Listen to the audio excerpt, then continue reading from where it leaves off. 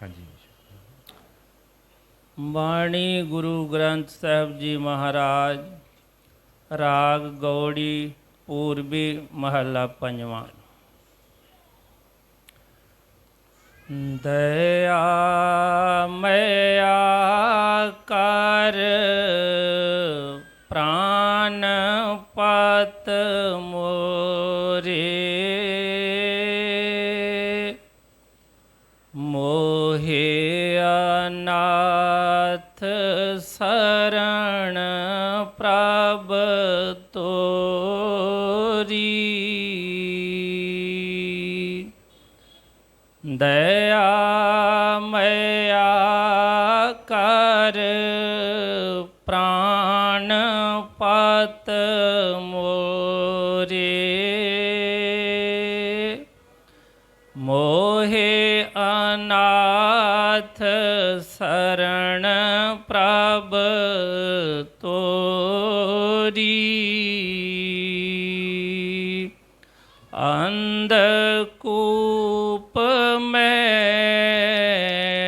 हाथ दे राखो, कशु से आणप उकत ना मोरी। राधा स्वामी। पंचम पातशाह गुरु अर्जन देव जी महाराज बड़े प्यार के नाल बेनती कर रहे ने अपने सतगुरां दे चरनां दे विच। और ये बेनती जिहड़ी है हर एक जीव वालों है, क्योंकि इस जीवन दे विच सानू हमेशा ही उहदी लोड़ है जिसने सानू पैदा किया है। तो उन्हां दे चरनां दे विच बेनती हो रही है कि दया मया कर प्राण पत मोरे, मोहे अनाथ शरण प्रभ तोरे। कि हे सतगुर जी, मैनू पैदा करने वाले, मैनू पालन पोषण वाले सतगुर, किरपा करो, दया करो।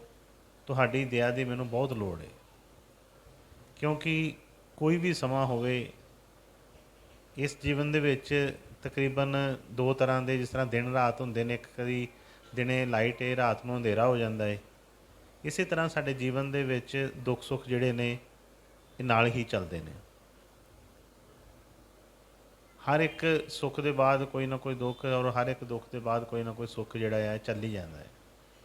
इसे करके स्वामी जी महाराज ने फरमाया है कि जे तुसी वाकई ही इन्हां चीज़ों तो बाहर निकलना चाहते हो तो फिर एको ही साधन है, एको ही काम है कि आपां सतगुरां दा नाम जप के उन्हां दे बचनां दे उत्ते चल के इस मृत्यु लोक या इस काल के देश के विच असीं निकल जाइए। उन्होंने फरमाया है तजो मन ये दुख सुख का धाम, लगो तुम जाए अब चढ़ सतनाम। वो कहते ये तो जिहड़ा धाम है जिथे असीं बैठे हाँ, इत्थे दुख सुख दोनों ही चलते रहते हैं। समा इस तरह का है, अपने अपने कर्मां के मुताबक तुसीं देखो, किसी पासे बड़े खुशियां दे ढोल वाजरे होंदे ने, किसी पासे कोई होर कोई गमी दे चल रहे होंदे ने, ये किते ना किते चलता रहता है। लेकिन जिहड़ी दया की गल हो रही है, दया तो बई सब नूं लोड़ है, चाहे असीं खुशी के मौके तो होईए चाहे गमी के मौके, दोवें पासे सानू उस पिता का हत्थ जिहड़ा आ चाहीदा है। इसलिए हमेशा ही सतगुरां ने फरमाउणा कि बई कोई भी समा होवे, किसी भी समय दे विच उहनूं भुल्लीए ना, क्योंकि एक जगह उन्होंने 12 माह फरमाया है कि सतगुर दे भुल्लियां व्यापन सभे रोग। उन्होंने मतलब की है कि दुख सुख ये तो चलते तो पे ने, पर इसका पिछे कारण की है वो बारे सानू नहीं पता।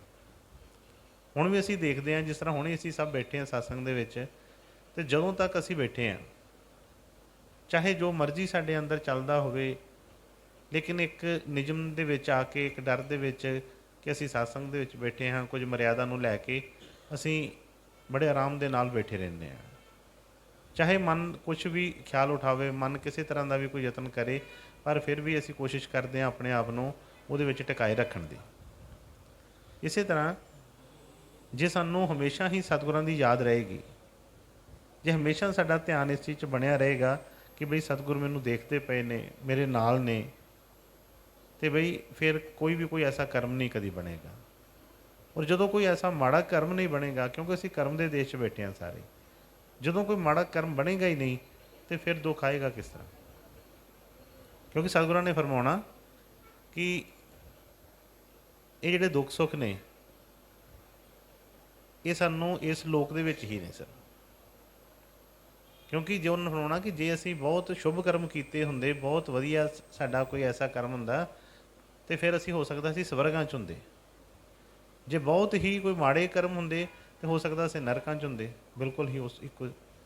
ਪਰ ਇਸ ਮਾਤ ਲੋਕ ਦੇ ਵਿੱਚ, ਇਸ ਕਰਮ ਭੂਮੀ ਦੇ ਵਿੱਚ ਦੋਨੋਂ ਚੀਜ਼ਾਂ ਹੀ ਚੱਲ ਰਹੀਆਂ, ਸੁੱਖ ਵੀ ਨੇ ਤੇ ਦੁੱਖ ਵੀ ਨੇ। ਇੱਥੇ ਸਾਨੂੰ ਉਸ ਚੀਜ਼ ਦੀ ਜ਼ਿਆਦਾ ਲੋੜ ਹੈ, ਕਿਉਂਕਿ ਕੁਝ ਕਰਮਾਂ ਦੇ ਵਜੇ ਅਸੀਂ ਆਪਣੀਆਂ ਜਿਹੜੇ ਕਰਮ ਭੋਗ ਰਹੇ ਹਾਂ, ਔਰ ਇੱਕ ਪਾਸੇ ਸਾਨੂੰ ਐਸੀ ਸ਼ਕਤੀ ਵੀ ਮਿਲੀ ਹੈ ਕਿ ਕਰਮ ਭੋਗਦੇ ਭੋਗਦੇ ਇੱਕ ਐਸਾ ਕਰਮ ਕਰਨਾ ਕਿ ਕਰਮਾਂ ਦੇ ਜਾਲ ਦੇ ਵਿੱਚੋਂ ਹੀ ਬਾਹਰ ਨਿਕਲ ਜਾਣਾ। ਦੋਨੋਂ ਕਰਮ, ਇੱਕ ਤਾਂ ਅਸੀਂ ਭੋਗ ਰਹੇ ਹਾਂ, ਇੱਕ ਅਸੀਂ ਐਸਾ ਕਰਮ ਕਰਨਾ ਹੈ ਕਿ ਜਿਹਦੇ ਨਾਲ ਅੱਗੇ ਵਾਸਤੇ ਅਸੀਂ ਰਸਤਾ ਕਲੀਅਰ ਹੋ ਜਾਵੇ। ਕੋਈ ਵੀ ਐਸਾ ਟਾਈਮ ਨਾ ਹੋਵੇ ਕਿ ਜਿਹਦੇ ਵਿੱਚ ਅਸੀਂ ਕੋਈ ਦੁੱਖ ਸੁੱਖ ਦੇ ਚੱਕਰਾਂ ਦੇ ਵਿੱਚ ਪਈਏ। ਹੁਣ ਇਸ ਲਈ ਉਹਨਾਂ ਨੇ ਫਰਮਾਇਆ ਹੈ ਕਿ ਦਇਆ ਮਇਆ ਕਰ ਪ੍ਰਾਨਪਤ ਮੋਰੇ, ਮੋਹੇ ਅਨਾਥ ਸ਼ਰਨ ਪ੍ਰਭ ਤੋਰੇ। ਕਿ ਉਹਦਾ ਕੋਈ ਹੋਰ ਕੋਈ ਹੱਲ ਹੀ ਨਹੀਂ ਹੈ। ਅਸੀਂ ਜਿੰਨਾ ਮਰਜ਼ੀ ਬਚ ਕੇ ਚੱਲਣਾ ਚਾਹੀਏ, ਕਦੀ ਨਾ ਕਦੀ ਮਨ ਕੁਛ ਨਾ ਕੁਛ ਸਵਾਲ ਉਠਾਈ ਜਾਂਦਾ ਹੈ, ਕੁਛ ਨਾ ਕੁਛ ਯਤਨ ਕਰੀ ਜਾਂਦਾ ਹੈ। ਇੱਥੋਂ ਤੱਕ ਕਿ ਤੁਸੀਂ ਕਈ ਵਾਰ ਦੇਖਿਆ ਹੋਏਗਾ, ਮਹਿਸੂਸ ਵੀ ਕੀਤਾ ਹੋਵੇਗਾ ਕਿ ਅਸੀਂ ਮੰਦਰਾਂ 'ਚ ਜਾਂਦੇ ਹਾਂ, ਗੁਰਦੁਆਰੇ 'ਚ ਜਾਂਦੇ ਹਾਂ, ਸਤਸੰਗ ਦੇ ਵਿੱਚ ਜਾਂਦੇ ਹਾਂ। ਜੇ ਸਤਸੰਗ ਦੇ ਵਿੱਚ ਅਸੀਂ ਵੱਧ ਤੋਂ ਵੱਧ 40 ਮਿੰਟ 45 ਮਿੰਟ 1 ਘੰਟੇ ਦਾ ਸਤਸੰਗ ਹੁੰਦਾ ਹੈ, ਆਮ ਅਸੀਂ ਪਿਕਚਰਾਂ ਦੇਖਦੇ ਹਾਂ ਉਹ 3 ਘੰਟੇ ਦੀ ਹੁੰਦੀ ਹੈ, 2.5 ਤੋਂ 3 ਘੰਟੇ ਦੀ। 3 ਘੰਟੇ ਦੀ ਪਿਕਚਰ ਦੇਖ ਕੇ ਤੇ ਮੇਰਾ ਖਿਆਲ ਹੈ ਕਿ ਸਾਨੂੰ ਕੋਈ ਉਹਦਾ ਸੀਨ ਨਹੀਂ ਭੁੱਲਦਾ। ਸਾਨੂੰ 3 ਘੰਟੇ ਦੀ ਪਿਕਚਰ ਜਿਹੜੀ ਹੈ ਇੱਕ ਵਾਰੀ ਦੇਖਿਆ ਹੀ ਸਾਨੂੰ ਉਹ ਪੂਰੀ ਸਟੋਰੀ ਯਾਦ ਹੋ ਜਾਂਦੀ ਹੈ। ਚਾਹੇ 10 ਸਾਲ ਬਾਅਦ ਵੀ ਸਾਨੂੰ ਕੋਈ ਪੁੱਛੇ ਨਾ ਕਿ ਤੁਸੀਂ ਉਹ ਪਿਕਚਰ ਦੇਖੀ ਹੈ, ਤੇ ਅਸੀਂ ਉਹਦੀ ਸਟੋਰੀ ਸਾਰੀ ਸੁਣਾ ਦਿੰਦੇ ਹਾਂ ਕਿ ਹਾਂ ਬਈ ਅਸੀਂ ਦੇਖੀ ਇੱਕ ਵਾਰੀ ਹੀ ਹੁੰਦੀ ਹੈ।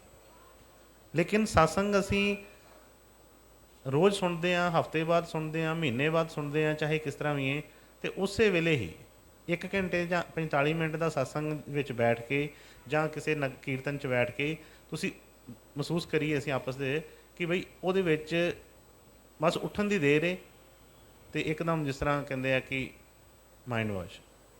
ਕੋਈ ਪੁੱਛ ਲਵੇ ਕਿ ਕਿਹੜਾ ਸਤਸੰਗ ਸੀ, ਕਿਸੇ ਨੂੰ ਨਹੀਂ ਯਾਦ ਕਿ ਕਿਹੜਾ ਸਤਸੰਗ ਸੀ। ਕੋਈ ਨਹੀਂ ਪਤਾ ਕਿ ਸਤਸੰਗ ਦੇ ਵਿੱਚ ਕੀ ਚੀਜ਼, ਕਿਉਂਕਿ ਉਹਦਾ ਮਤਲਬ ਕੀ ਹੈ ਕਿ ਸਾਡੀ ਰੁਚੀ ਨਹੀਂ ਉਸ ਚੀਜ਼ ਵੱਲ। ਜਿਸ ਤਰ੍ਹਾਂ ਸਤਸੰਗ 'ਚ ਬੈਠੇ, ਮੈਂ ਕਈ ਵਾਰ ਬੇਨਤੀ ਕਰਦਾ ਰਹਿੰਦਾ ਹੈ ਕਿ ਸਤਸੰਗ 'ਚ ਬੈਠਣ ਤੋਂ ਪਹਿਲਾਂ ਹੀ ਆਪਣੇ ਆਪ ਨੂੰ ਤਿਆਰੀ ਕਰੋ। ਜਿਸ ਤਰ੍ਹਾਂ ਬਾਕੀ ਚੀਜ਼ਾਂ ਦੀ ਅਸੀਂ ਤਿਆਰੀ ਕਰਦੇ ਹਾਂ ਕਿ ਹੁਣ ਬਈ ਅਸੀਂ ਫਲਾਣੇ ਦਫ਼ਤਰ ਜਾ ਰਹੇ ਹਾਂ ਅਤੇ ਉੱਥੇ ਆਹ ਚੀਜ਼ਾਂ ਪੂਰੀਆਂ ਕਰਕੇ ਖੜਨੀਆਂ ਨੇ, ਅਸੀਂ ਸੈਰ ਕਰਨ ਵਾਸਤੇ ਜਾ ਰਹੇ ਹਾਂ ਅਤੇ ਇਹ ਤਿਆਰੀ ਹੈ, ਪੇਪਰਾਂ ਵਾਸਤੇ ਜਾ ਰਹੇ ਹਾਂ ਆਹ ਤਿਆਰੀ ਹੈ। ਇਸੇ ਤਰ੍ਹਾਂ ਹੀ ਸਤਸੰਗ ਦੇ ਵਿੱਚ ਬੈਠਣ ਵਾਸਤੇ ਵੀ, ਜਿਸ ਤਰ੍ਹਾਂ ਬਾਕੀ ਵੀ ਫੰਕਸ਼ਨ ਪ੍ਰੋਗਰਾਮ ਹੁੰਦੇ ਨੇ, ਵਿਆਹ ਸ਼ਾਦੀਆਂ ਹੁੰਦੀਆਂ ਨੇ, ਕੋਈ ਹੋਰ ਸਮਾਰੋਹ ਹੁੰਦੇ ਨੇ, ਉਹਦੇ ਵਾਸਤੇ ਇੱਕ ਪੂਰੀ ਤਿਆਰੀ ਕਰਕੇ ਅਸੀਂ ਹੁੰਦੇ ਹਾਂ ਕਿ ਕੋਈ ਕੰਮ ਰਹਿ ਨਾ ਜਾਵੇ।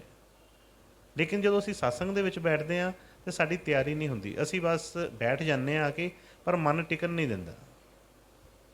ਮੈਂ ਕਈ ਵਾਰ ਕਹਿੰਦਾ ਹੈ ਕਿ ਹਾਂ ਛੋਟੀਆਂ ਛੋਟੀਆਂ ਚੀਜ਼ਾਂ ਹੁੰਦੀਆਂ ਨੇ, ਹਰ ਥਾਂ 'ਤੇ ਹੁੰਦੀਆਂ ਨੇ, ਲੇਕਿਨ ਜਿਨ੍ਹਾਂ ਨੇ ਧਿਆਨ ਟਿਕਾਉਣਾ ਹੈ, ਜਿਨ੍ਹਾਂ ਨੂੰ ਧਿਆਨ ਟਿਕਾਉਣਾ ਆ ਗਿਆ, ਉਹ ਚਾਹੇ ਲਾਗੇ ਢੋਲ ਵੀ ਵੱਜਦੇ ਹੋਣ, ਢੋਲ ਵੀ ਵੱਜਦਾ ਹੋਵੇ, ਉਹਨਾਂ ਨੂੰ ਨਹੀਂ ਪਤਾ ਚੱਲਦਾ ਕਿ ਕੀ ਚੀਜ਼ ਚੱਲ ਰਹੀ ਹੈ। ਤੁਸੀਂ ਪੁਰਾਣੇ ਆਪਾਂ ਕਈ ਐਸੇ ਦੇਖਦੇ ਹਾਂ ਸਾਧੂ ਮਹਾਤਮਾ ਕੋਈ, ਜਿਹੜੇ ਆਪਣੇ ਉਸ ਸਮਾਧੀ 'ਚ ਬੈਠੇ, ਧਿਆਨ 'ਚ ਬੈਠੇ, ਉਹਨਾਂ ਨੂੰ ਕਿੰਨੇ ਕਿੰਨੇ ਦੁੱਖ ਦੇਣ ਦੀ ਕੋਸ਼ਿਸ਼ ਕੀਤੀ ਗਈ, ਉਹਨਾਂ ਦੇ ਕੰਨਾਂ ਦੇ ਵਿੱਚ ਕਿੱਲ ਠੋਕ ਦਿੱਤੇ ਗਏ, ਉਹਨਾਂ ਨੂੰ ਆਲੇ ਦੁਆਲੇ ਘਾਹ ਫੂਸ ਰੱਖ ਕੇ ਅੱਗ ਲਗਾ ਦਿੱਤੀ ਗਈ, ਹਨੇਰੀ ਤੂਫਾਨ ਆ ਕੇ ਉਹਨਾਂ ਦੇ ਉੱਪਰ ਮਿੱਟੀ ਦੀ ਵਰਮੀਆਂ ਬਣ ਗਈਆਂ, ਪਰ ਉਹਨਾਂ ਨੂੰ ਮਾਸਾ ਜਿੰਨਾ ਉਹਨਾਂ ਦਾ ਧਿਆਨ ਨਹੀਂ ਡੋਲਿਆ, ਕਿਉਂਕਿ ਧਿਆਨ ਪੱਕ ਗਿਆ ਸੀ।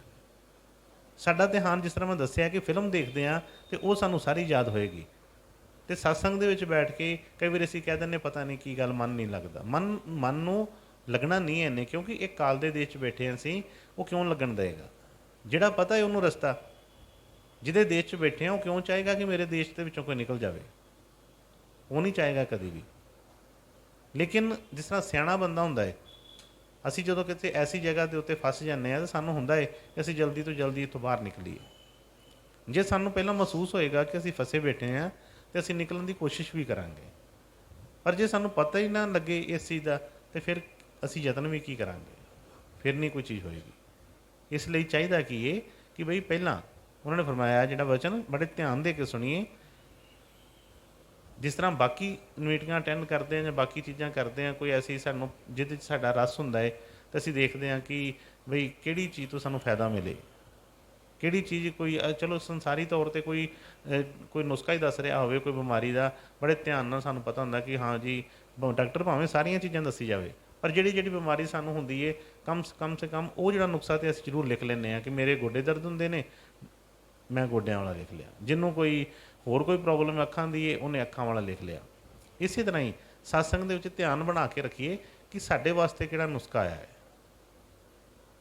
ਮੈਂ ਕਈ ਵਾਰੀ ਦੱਸਿਆ ਹੈ ਕਿ ਸਤਸੰਗ ਦੇ ਵਿੱਚ ਹਰ ਤਰ੍ਹਾਂ ਦੀ ਸੰਸਾਰ 'ਚ ਜਿੰਨੀਆਂ ਬਿਮਾਰੀਆਂ ਚੱਲ ਰਹੀਆਂ ਨੇ ਉਹਨਾਂ ਬਿਮਾਰੀਆਂ ਦਾ ਜ਼ਿਕਰ ਹੁੰਦਾ ਹੈ ਅਤੇ ਨਾਲ ਉਹਨਾਂ ਬਿਮਾਰੀਆਂ ਦਾ ਹੱਲ ਵੀ ਦੱਸਿਆ ਹੁੰਦਾ ਹੈ। ਲੇਕਿਨ ਜਦੋਂ ਅਸੀਂ ਧਿਆਨ ਦੇਵਾਂਗੇ ਤਾਂ ਅਸੀਂ ਕਹਿੰਦੇ ਰਹਿੰਦੇ ਹਾਂ। ਮੈਂ ਕਈ ਵਾਰ ਜਦੋਂ ਸਤਿਗੁਰਾਂ ਦੇ ਦਰਬਾਰ 'ਚੋਂ ਵੀ ਬੇਨਤੀ ਕਰ ਦਿੰਦਾ ਹੈ ਕਿ ਜਦੋਂ ਸਤਸੰਗ ਖਤਮ ਹੁੰਦਾ ਹੈ, ਲਾਈਨਾਂ ਲੱਗਦੀਆਂ ਨੇ ਕੋਈ ਪ੍ਰਸ਼ਾਦ ਲੈਣ ਵਾਸਤੇ, ਕੋਈ ਛੁੱਟੀਆਂ ਵਾਸਤੇ, ਅਤੇ ਉਦੋਂ ਅਸੀਂ ਬੇਨਤੀਆਂ ਕੋਈ ਨਾ ਕੋਈ ਮੇਰੇ ਜੀ ਆਹ ਪ੍ਰੋਬਲਮ, ਮੈਨੂੰ ਆਹ ਪ੍ਰੋਬਲਮ, ਮੇਰੇ ਗੋਡੇ ਦੁਖਦੇ ਆ, ਮੇਰੇ ਦਫ਼ਤਰ ਦੇ ਵਿੱਚ ਆਹ ਦਿੱਕਤ ਹੈ, ਮੇਰੇ ਬੱਚੇ ਨਹੀਂ ਠੀਕ, ਮੇਰਾ ਕਹਿਣਾ ਨਹੀਂ ਮੰਨਦਾ, ਮੇਰਾ ਉਹ ਨਹੀਂ ਹੁੰਦਾ। ਜੇ ਅਸੀਂ ਧਿਆਨ ਨਾਲ ਅਸੀਂ ਸਤਸੰਗ ਸੁਣਿਆ ਹੋਵੇ ਨਾ ਤਾਂ ਸਾਨੂੰ ਲੋੜ ਨਹੀਂ ਪਏਗੀ ਕਦੀ, ਇਹ ਗਰੰਟੀ ਅਸੀਂ ਦੀ, ਕਿਉਂਕਿ ਸਾਨੂੰ ਸਾਰੇ ਹੱਲ ਉਹਦੇ ਵਿੱਚ ਲੱਭ ਜਾਣੇ ਨੇ। ਪਰ ਜੇ ਅਸੀਂ ਸੁਣਿਆ ਨਾ ਹੋਏਗਾ ਤਾਂ ਫਿਰ ਸਾਡਾ ਧਿਆਨ ਉਹੀ, ਕਿਉਂਕਿ ਉੱਥੇ ਬੈਠ ਕੇ ਵੀ ਸਾਡੇ ਮਨ 'ਚ ਇਹ ਹੁੰਦਾ ਹੈ ਕਿ ਬਸ ਹੋਵੇ ਸਮਾਪਤੀ, ਅਸੀਂ ਆਪਣਾ ਨੰਬਰ ਲਗਾਈਏ ਪਹਿਲਾਂ ਕਿ ਅਸੀਂ ਕੀ ਕਹਿਣਾ ਹੈ। ਠੀਕ ਹੈ ਨਾ। ਹੁਣ ਉਹਦੇ ਵਚਨ ਜੋ ਆ ਰਹੇ ਨੇ ਬੜੇ ਧਿਆਨ ਦੇ ਕੇ ਸੁਣੀਏ, ਥੋੜ੍ਹੀ ਦੇਰ ਵਾਸਤੇ ਆਪਣੇ ਮਨ ਨੂੰ ਇਕਾਗਰ ਕਰਕੇ ਰੱਖੀਏ ਅਤੇ ਬਈ ਸਮਝ ਲੱਗੇ। ਉਹਨੇ ਫਰਮਾਇਆ ਕਿ ਦਇਆ ਮਇਆ ਕਰ ਪ੍ਰਾਨਪਤ ਮੋਰੇ, ਮੋਹੇ ਅਨਾਥ ਸ਼ਰਨ ਪ੍ਰਭ ਤੋਰੇ। ਉਹਨੇ ਫਰਮਾਇਆ ਕਿ ਸਤਿਗੁਰੂ ਜੀ ਮੇਰੇ 'ਤੇ ਦਇਆ ਕਰੋ, ਕਿਰਪਾ ਕਰੋ। ਅਤੇ ਦਇਆ ਕਿਰਪਾ ਕਿਹਦੇ 'ਤੇ ਹੁੰਦੀ ਹੈ?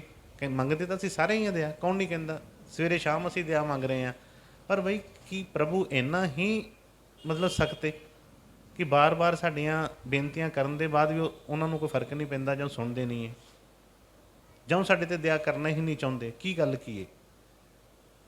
ਕਿਉਂ ਨਹੀਂ ਦਇਆ ਹੁੰਦੀ? ਕਿਉਂਕਿ ਦਇਆ ਵਾਸਤੇ ਉਹਨਾਂ ਨੇ ਇੱਕ ਹੀ ਵਚਨ ਫਰਮਾਇਆ ਹੈ। ਉਹਨੇ ਕਿਹਾ ਕਿ ਜੇ ਤੁਹੇ ਪ੍ਰੇਮ ਖੇਲਣ ਕਾ ਚਾਓ, ਸਿਰ ਧਰ ਤਲੀ ਗਲੀ ਮੋਰੀ ਆਓ। ਸਿਰ ਧਰ ਦਾ ਮਤਲਬ ਕੀ ਹੈ ਕਿ ਸ਼ਰਨ ਦੇ ਵਿੱਚ ਆ ਜਾ ਤੂੰ। ਉਹਨੇ ਫਰਮਾਇਆ ਸ਼ਰਨ ਮੇਂ ਆ ਜਾ ਲਿਹੂ ਸੰਭਾਲ। ਜਦੋਂ ਤੱਕ ਅਸੀਂ ਸ਼ਰਨ ਦੇ ਵਿੱਚ ਨਹੀਂ ਆਉਂਦੇ ਉਦੋਂ ਤੱਕ ਠੀਕ ਹੈ, ਆਪਣੇ ਕਰਮਾਂ ਦੇ ਮੁਤਾਬਕ ਕਦੀ ਦੁੱਖ ਸੁੱਖ ਚੱਲਦੇ ਰਹਿੰਦੇ ਨੇ। ਅਸੀਂ ਜਦੋਂ ਕੋਈ ਸਹੀ ਹੁੰਦੇ ਅਸੀਂ ਕਹਿੰਦੇ ਬੱਲੇ ਬੱਲੇ ਬਹੁਤ ਦਇਆ ਹੋ ਗਈ ਹੈ। ਜਦੋਂ ਕੋਈ ਐਸੀ ਕੋਈ ਦੁੱਖ ਦਾ ਸਮਾਂ ਚੱਲ ਰਿਹਾ ਹੁੰਦਾ ਅਸੀਂ ਕਹਿੰਦੇ ਨਹੀਂ, ਮਹਾਰਾਜ ਨੇ ਕਿਰਪਾ ਨਹੀਂ ਕੀਤੀ ਸਾਡੇ 'ਤੇ, ਮੈਂ ਕਿੰਨੀਆਂ ਬੇਨਤੀਆਂ ਕੀਤੀਆਂ ਮੇਰੀ ਸੁਣੀ ਨਹੀਂ। ਅਸਲ ਦੇ ਵਿੱਚ ਸਾਡੀ ਉਹ ਚੀਜ਼ ਬਣੀ ਨਹੀਂ ਹਜੇ, ਇਹ ਸਾਡੀ ਆਪਣੇ ਤਰੀਕੇ ਨਾਲ ਹੀ ਹਜੇ ਸੋਚ ਰਹੇ ਹਾਂ। ਹਜੇ ਜਿਸ ਦਿਨ ਦਇਆ ਹੋ ਗਈ, ਜਿਸ ਦਿਨ ਦਇਆ ਬਣ ਗਈ, ਜਿਸ ਦਿਨ ਉਹਨਾਂ ਦੀ ਦ੍ਰਿਸ਼ਟੀ ਸਾਡੇ 'ਤੇ ਆ ਗਈ, ਫਿਰ ਇੱਦਾਂ ਨਹੀਂ ਹੁੰਦਾ ਕਦੀ। ਫਿਰ ਇੱਕੋ ਹੀ ਸਥਿਰਤਾ ਰਹਿੰਦੀ ਹੈ, ਚਾਹੇ ਜੋ ਮਰਜ਼ੀ ਹੋ ਜਾਵੇ। ਫਿਰ ਇਹਦੇ ਮਨ 'ਚ ਕੋਈ, ਹੁਣ ਜਿਸ ਤਰ੍ਹਾਂ ਜਿਨ੍ਹਾਂ ਦੀ ਬਾਣੀ ਅਸੀਂ ਸੁਣ ਰਹੇ ਹਾਂ ਉਹਨਾਂ ਨੂੰ ਤੱਤੀਆਂ ਤਵੀਆਂ 'ਤੇ ਬਿਠਾ ਦਿੱਤਾ ਗਿਆ, ਪਰ ਉਹਨਾਂ ਨੇ ਕੋਈ ਲਾਂਭਾ ਨਹੀਂ ਦਿੱਤਾ। ਉਹੀ ਮੁਸਕਾਨ ਉਹਨਾਂ ਦੇ ਚਿਹਰੇ 'ਤੇ, ਉਹੀ ਸਭ ਕੁਝ, ਸਾਰਾ ਕੁਝ ਵਾਰ ਦਿੱਤਾ, ਪਰ ਉਹਨਾਂ ਨੇ ਕਿਹਾ ਤੇਰਾ ਭਾਣਾ ਮਿੱਠਾ ਲੱਗੇ। ਕਿਸੇ ਨਾਲ ਕੋਈ ਲਾਂਭਾ ਨਹੀਂ, ਕਿਉਂਕਿ ਸਥਿਰਤਾ ਆ ਗਈ ਸੀ ਅੰਦਰ। ਉਹਨਾਂ ਨੂੰ ਹਰ ਚੀਜ਼ ਦੇ ਵਿੱਚ ਹੀ ਉਹਨਾਂ ਦੀ ਮੌਜ ਦਿਸ ਰਹੀ ਸੀ। ਲੋਕਾਂ ਨੇ ਉਹਨਾਂ ਨੂੰ ਦੁੱਖ ਦੇਣ ਦੀ ਕੋਸ਼ਿਸ਼ ਕੀਤੀ, ਕਈ ਕੁਝ ਬੋਲਿਆ, ਪਰ ਉਹਨਾਂ ਨੂੰ ਦੁਖੀ ਨਹੀਂ ਕਰ ਸਕੇ। ਕਿਉਂ? ਕਿਉਂਕਿ ਉਹ ਸ਼ਰਨ ਦੇ ਵਿੱਚ ਸੀ। ਇਸੇ ਤਰ੍ਹਾਂ ਹੀ ਅੱਜ ਵੀ ਉਹਨਾਂ ਨੇ ਇਹੋ ਵਚਨ ਫਰਮਾ ਰਹੇ ਨੇ ਕਿ ਮੋਹੇ ਅਨਾਥ ਸ਼ਰਨ ਪ੍ਰਭ ਤੋਰੀ, ਕਿ ਸਤਿਗੁਰੂ ਜੀ ਹੁਣ ਮੈਂ ਤੁਹਾਡੀ ਸ਼ਰਨ 'ਚ ਆ ਗਿਆ। ਪਹਿਲਾਂ ਮੈਂ ਸ਼ਰਨ ਦੁਨੀਆ ਦੀ ਲਈ ਸੀ, ਪਹਿਲਾਂ ਮੈਂ ਸੰਸਾਰੀ ਰਿਸ਼ਤਿਆਂ ਨਾਤਿਆਂ ਦੇ ਵਿੱਚ ਫਸਿਆ ਸੀ। ਮੈਨੂੰ ਲੱਗਦਾ ਸੀ ਕਿ ਮੇਰਾ ਪਰਿਵਾਰ, ਮੇਰੇ ਰਿਸ਼ਤੇ ਨਾਤੇ, ਮੇਰੇ ਯਾਰ ਦੋਸਤ, ਮੇਰੇ ਸਗੇ ਸੰਬੰਧੀ ਸਾਰੇ ਹੀ ਮੇਰੀ ਮਦਦ ਕਰਦੇ ਨੇ ਜਾਂ ਮੇਰੇ ਨੇ ਮੈਨੂੰ ਹਰ ਵੇਲੇ ਬਚਾਉਣਗੇ, ਪਰ ਟਾਈਮ 'ਤੇ ਹਰ ਚੀਜ਼ 'ਚੋਂ ਮੈਨੂੰ ਪਤਾ ਚੱਲਦਾ ਰਿਹਾ। ਇਸ ਕਰਕੇ ਹੁਣ ਮੈਂ ਸਭ ਕੁਝ ਛੱਡ ਕੇ ਤੁਹਾਡੀ ਸ਼ਰਨ ਦੇ ਵਿੱਚ ਆ ਗਿਆ। ਇਸ ਲਈ ਇਹ ਸਤਿਗੁਰੂ ਜੀ ਮੇਰੇ 'ਤੇ ਕਿਰਪਾ ਕਰੋ, ਦਇਆ ਕਰੋ, ਹਮੇਸ਼ਾ ਮੈਨੂੰ ਆਪਣੇ ਸ਼ਰਨ ਦੇ ਵਿੱਚ ਰੱਖਿਓ। ਹਾਂਜੀ। ਦਇਆ ਮਇਆ ਕਰ ਪ੍ਰਾਨ ਪਤ ਮੋਰੇ, ਮੋਹੇ ਅਨਾਥ ਸਰਣ ਪ੍ਰਭ ਤੋਰੀ। ਅੰਧ ਹਾਥ ਦੇ ਰਾਖੋ ਕਛੂ ਸਿਆਣਪ ਉਕਤ ਨਾ ਮੋਰੀ।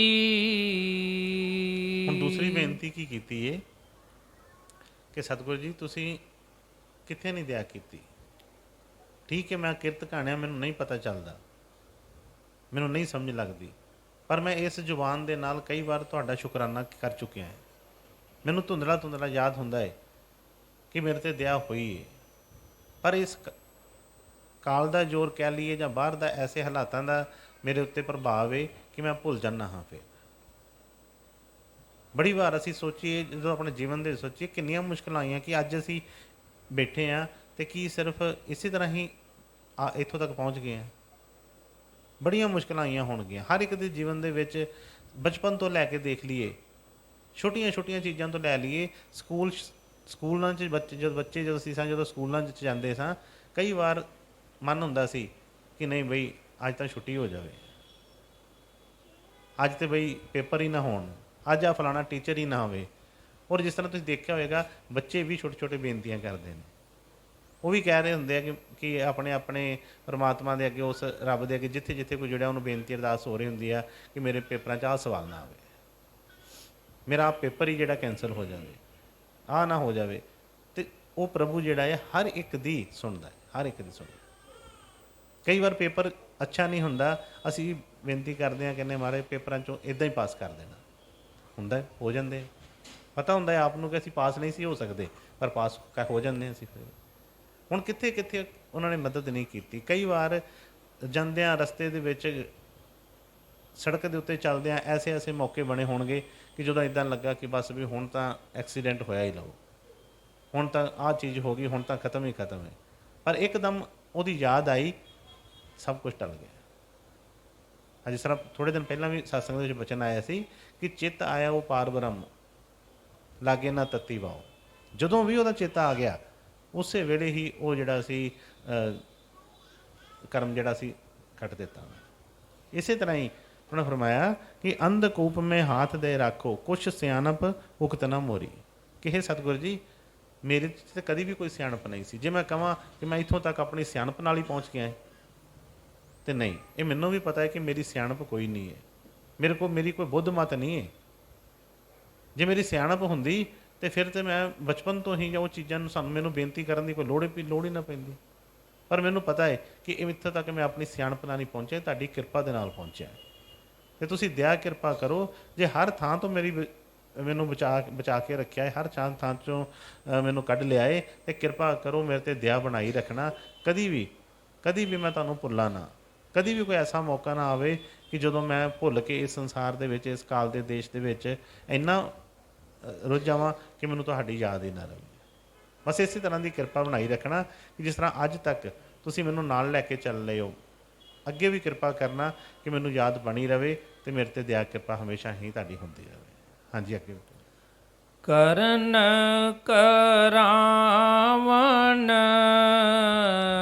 ਸਭ ਕਿਛ ਤੁਮ ਹੀ, ਤੁਮ ਸਮਰੱਥ ਨਾਹੀ ਆਨ ਹੋਰੀ।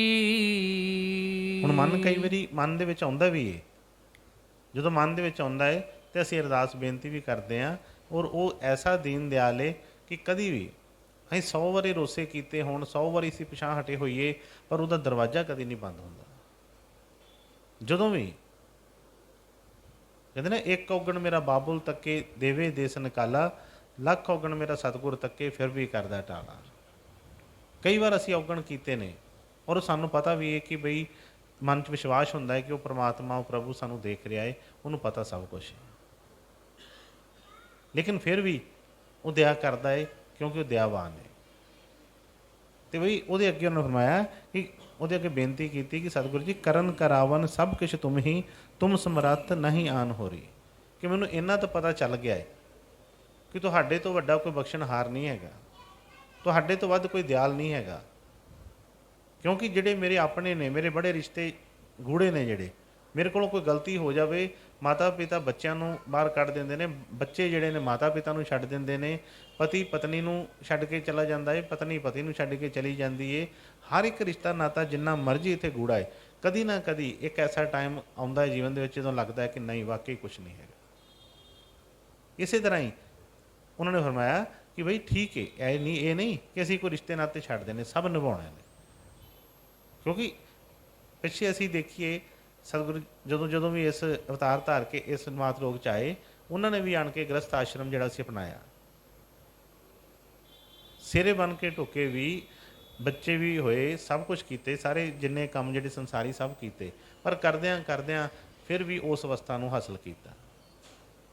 ਕਿਉਂ? ਉਹਨਾਂ ਨੇ ਦੱਸਿਆ ਜੀਣਾ, ਉਹਨੇ ਕਿਹਾ ਕਿ ਜੈਸੇ ਜਲ ਮੇ ਕਮਲ ਨਿਰਾਲਮ ਮੁਰਗਾਏ ਹੀ ਨਿਸ਼ਾਨੇ, ਜਿਸ ਤਰ੍ਹਾਂ ਕਮਲ ਦਾ ਫੁੱਲ ਚੱਕਰ ਦੇ ਵਿੱਚ ਰਹਿ ਕੇ ਵੀ ਆਪਣੇ ਆਪ ਨੂੰ ਵੱਖਰਾ ਰੱਖਦਾ ਹੈ। ਮੁਰਗਾਬੀ ਪੰਛੀ ਜਿਹੜੇ ਹੈ ਪਾਣੀ ਦੇ ਵਿੱਚ ਉਹਦੀ ਖੁਰਾਕ ਹੈ, ਪਰ ਰਹਿੰਦੀ ਉਹ ਬਾਹਰ ਹੈ।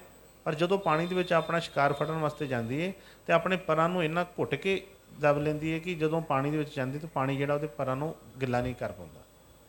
ਤੇ ਜਿਸ ਤਰੀਕੇ ਦੇ ਨਾਲ ਉਹ ਪਾਣੀ ਦੇ ਵਿੱਚ ਡੁਬਕੀ ਲਗਾਉਂਦੀ ਹੈ ਤੇ ਥੱਲਿਓਂ ਆਪਣਾ ਸ਼ਿਕਾਰ ਫੜ ਕੇ ਫਿਰ ਸੁੱਕੇ ਪਰਾਂ ਦੇ ਨਾਲ ਉੱਡ ਜਾਂਦੀ ਹੈ। ਇਸੇ ਤਰ੍ਹਾਂ ਅਸੀਂ ਦੁਨੀਆ 'ਚ ਰਹਿ ਕੇ ਕਰਮ ਇਸ ਤਰੀਕੇ ਨਾਲ ਕਰਨਾ ਹੈ। ਖਾਣਾ ਪੀਣਾ ਵੀ ਹੈ। ਕਈ ਵਾਰ ਅਸੀਂ ਪੁੱਛਦੇ ਹਾਂ, ਕਈ ਵਾਰ ਸਾਡੇ ਮਨ 'ਚ ਹੁੰਦਾ ਹੈ ਕਿ ਅਸੀਂ ਤਾਂ ਕਾਰੋਬਾਰ ਜਿਹੜਾ ਕਰ ਰਹੇ ਹਾਂ ਇਹਦੇ ਵਿੱਚ ਸਾਨੂੰ ਝੂਠ ਬੋਲਣਾ ਪੈਂਦਾ ਹੈ, ਇਹਦੇ ਵਿੱਚ ਸਾਨੂੰ ਆਹ ਚੀਜ਼ਾਂ ਹੁੰਦੀਆਂ ਨੇ, ਕਿਸ ਤਰ੍ਹਾਂ ਕਰੀਏ, ਅਸੀਂ ਤਾਂ ਕੁਛ ਵੀ ਨਹੀਂ ਕਰ ਸਕਦੇ। ਮਨ ਫਿਰ ਸੋਚਦਾ ਹੈ ਕਿ ਨਹੀਂ, ਅਸੀਂ ਤਾਂ ਕਦੇ ਨਿਕਲ ਨਹੀਂ ਸਕਦੇ, ਅਸੀਂ ਤਾਂ ਕੁਛ ਕਰ ਨਹੀਂ ਸਕਦੇ, ਅਸੀਂ ਛੱਡ ਦਈਏ ਸਭ ਕੁਛ, ਭਜਨ ਸਿਮਰਨ ਨਾ ਕਰੀਏ, ਸੇਵਾ ਨਾ ਕਰੀਏ। ਮਨ ਕਈ ਵਾਰੀ ਇਸ ਤਰ੍ਹਾਂ ਦਾ, ਪਰ ਨਹੀਂ, ਇਸ ਤਰ੍ਹਾਂ ਦਾ ਕੁਛ ਨਹੀਂ। ਖੁਰਾਕ ਜਿਸ ਤਰ੍ਹਾਂ ਉਸ ਮੁਰਗਾਬੀ ਪੰਛੀ ਦੀ ਪਾਣੀ ਦੇ ਵਿੱਚੋਂ ਕੱਢ ਕੇ ਸੁੱਕੇ ਪਰਾਂ ਨਾਲ ਲੈ ਜਾਂਦੀ ਹੈ, ਇਸੇ ਤਰ੍ਹਾਂ ਜਦੋਂ ਅਸੀਂ ਸਤਿਗੁਰਾਂ ਦੇ ਬਚਨਾਂ ਦੇ ਉੱਤੇ ਵਿਚਾਰ ਕਰਾਂਗੇ ਧਿਆਨ, ਸਾਨੂੰ ਐਸਾ ਰਸਤਾ ਲੱਭ ਜਾਂਦਾ ਹੈ ਕਿ ਸਾਰੇ ਕੰਮ ਕਰਦਿਆਂ ਕਰਦਿਆਂ ਵੀ ਫਿਰ ਅਸੀਂ ਵੱਖਰੇ ਦੇ ਵੱਖਰੇ। ਉਹਨਾਂ ਨੇ ਫਰਮਾਇਆ ਹੈ ਕਿ ਬਈ ਤੁਸੀਂ ਹੀ ਸਮਰੱਥ ਹੋ, ਹੋਰ ਕੋਈ ਸਮਰੱਥ ਨਹੀਂ, ਇੰਨਾ ਮੈਨੂੰ ਪਤਾ ਚੱਲ ਗਿਆ ਹੈ। ਤੁਸੀਂ ਕਿਰਪਾ ਕਰੋ, ਦਇਆ ਕਰੋ, ਕਿ ਜੇ ਸਮਰੱਥ ਹੀ ਬਾਂਹ ਫੜ ਕੇ ਰੱਖ ਸਕਦਾ ਹੈ। ਕਿਉਂਕਿ ਬੱਚਾ ਤਾਂ ਹਮੇਸ਼ਾ ਹੀ ਕਮਜ਼ੋਰ ਹੈ। ਜੇ ਮੈਂ ਬਾਂਹ ਫੜਾਂਗਾ ਤਾਂ ਮੈਂ ਤਾਂ ਕਮਜ਼ੋਰ ਹਾਂ, ਮੈਂ ਜਦੋਂ ਮਰਜ਼ੀ ਛੱਡ ਦੇਵਾਂਗਾ। ਪਰ ਤੁਸੀਂ ਤਾਂ ਸਮਰੱਥ ਪੁਰਸ਼ ਹੋ, ਤੁਸੀਂ ਦਇਆ ਕਰੋ, ਤੁਸੀਂ ਮੇਰੀ ਬਾਂਹ ਫੜ ਲਵੋ ਕਿ ਕਦੀ ਵੀ ਜੋ ਮਰਜ਼ੀ ਮੈਂ ਜਦੋਂ ਮਰਜ਼ੀ, ਜਿਸ ਤਰ੍ਹਾਂ ਬੱਚੇ ਕਈ ਵਾਰ ਬਾਜ਼ਾਰ 'ਚ ਜਾਂਦੇ ਆ, ਕੋਈ ਐਸੇ ਰੰਗ ਤਮਾਸ਼ੇ ਦੇਖ ਕੇ ਭੱਜਣ ਦੀ ਕੋਸ਼ਿਸ਼ ਕਰਦੇ ਨੇ ਉੱਧਰ ਨੂੰ। ਹੁਣ ਸੜਕ ਦੇ ਉੱਤੇ ਗੱਡੀਆਂ ਤੇਜ਼ ਚੱਲ ਰਹੀਆਂ ਹੁੰਦੀਆਂ ਨੇ, ਹੋ ਸਕਦਾ ਜੇ ਮਾਂ ਪਿਓ ਨੇ ਬੱਚੇ ਦੀ ਬਾਂਹ ਨਾ ਫੜੀ ਹੋਵੇ ਤੇ ਕੋਈ ਗੱਡੀ ਥੱਲੇ ਹੀ ਆ ਜਾਵੇ, ਕਿਸੇ ਨੂੰ ਕੋਈ ਚੁੱਕ ਕੇ ਲੈ ਜਾਵੇ, ਕੋਈ ਵੀ ਨੁਕਸਾਨ ਹੋ ਸਕਦਾ। ਪਰ ਜਦੋਂ ਪਿਓ ਨੇ ਜਾਂ ਮਾਂ ਨੇ ਹੱਥ ਐਂ ਘੁੱਟ ਕੇ ਫੜਿਆ ਹੁੰਦਾ ਹੈ ਨਾ, ਬੱਚਾ ਜਿੱਦਨ ਮਰਜ਼ੀ ਭੱਜੇ, ਭੱਜਿਆ ਨਹੀਂ ਜਾਂਦਾ ਉਹਦੇ ਕੋਲ। ਔਰ ਸਭ ਕੁਛ ਐਸਾ ਨਹੀਂ ਹੈ, ਮਾਂ ਪਿਓ ਸਭ ਕੁਛ ਲੈ ਕੇ ਵੀ ਦਿੰਦੇ ਆ। ਇਸੇ ਤਰ੍ਹਾਂ ਹੀ ਬੇਨਤੀ ਕੀਤੀ ਕਿ ਸਤਿਗੁਰੂ ਜੀ ਤੁਸੀਂ ਸਮਰੱਥ ਹੋ, ਤੁਸੀਂ ਕਿਰਪਾ ਕਰੋ, ਮੇਰੀ ਬਾਂਹ ਪਕੜੋ, ਕਿਉਂਕਿ ਮੈਂ ਤੇ ਇੱਥੋਂ ਦੇ ਰੰਗ ਤਮਾਸ਼ੇ ਦੇਖ ਕੇ ਭਟਕ ਜਾਣਾ ਹੈ। ਤੁਸੀਂ ਕਿਰਪਾ ਕਰੋ, ਤੁਸੀਂ ਨਾ ਮੈਨੂੰ ਕਦੀ ਵੀ ਛੱਡਿਓ। ਹਾਂਜੀ। ਕਰਨ ਕਰਾਵਣ ਸਭ ਕਿਛ ਤੁਮ ਹੀ, ਤੁਮ ਸਮਰੱਥ ਨਾਹੀ ਅਨ ਹੋਰੀ, ਤੁਮਰੀ ਗਤ ਮਿਤ ਤੁਮ ਹੀ ਜਾਨੀ, ਸੇ ਸੇਵਕ ਜਨ ਭਾਗ ਮਥੋਰੀ। ਹੁਣ ਕਹਿੰਦੇ ਕਿ ਹਰ ਕੋਈ ਇੱਥੇ ਭਰੋਸਾ ਰੱਖਣਾ ਚਾਹੁੰਦਾ ਹੈ, ਹਰ ਕੋਈ ਚਾਹੁੰਦਾ ਹੈ ਕਿ ਮੈਂ ਆਪਣੇ ਗੁਰੂ ਦੀ ਮਰਿਆਦਾ 'ਤੇ ਚੱਲਾਂ, ਗੁਰੂ ਦੇ ਬਚਨਾਂ 'ਤੇ ਚੱਲਾਂ। ਕੋਈ ਵੀ ਨਹੀਂ ਬੱਚਾ ਚਾਹੁੰਦਾ ਕਿ ਮੈਂ ਮਾਂ ਪਿਓ ਦੀ ਨਾਰਾਜ਼ਗੀ ਲਵਾਂ। ਪਰ ਉਹਨੇ ਫਰਮਾਇਆ ਕਿ ਤੁਮਰੀ ਗਤ ਮਿਤ ਤੁਮ ਹੀ ਜਾਨੀ, ਸੇ ਸੇਵਕ ਜਿਨ ਭਾਗ ਮਥੋਰੀ। ਕਹਿੰਦੇ ਕਿ ਸਤਿਗੁਰੂ ਜੀ ਇਹ ਤਾਂ ਹੁਣ ਤੁਸੀਂ ਹੀ ਜਾਣਦੇ ਹੋ ਕਿ ਕੀ ਕੌਤਕ ਤੁਸੀਂ ਰਚਾਏ ਨੇ। ਪਤਾ ਨਹੀਂ, ਸਾਡੀ ਸਮਝ ਤੋਂ ਬਾਹਰ ਹੀ ਇਹ ਸਭ ਕੁਛ।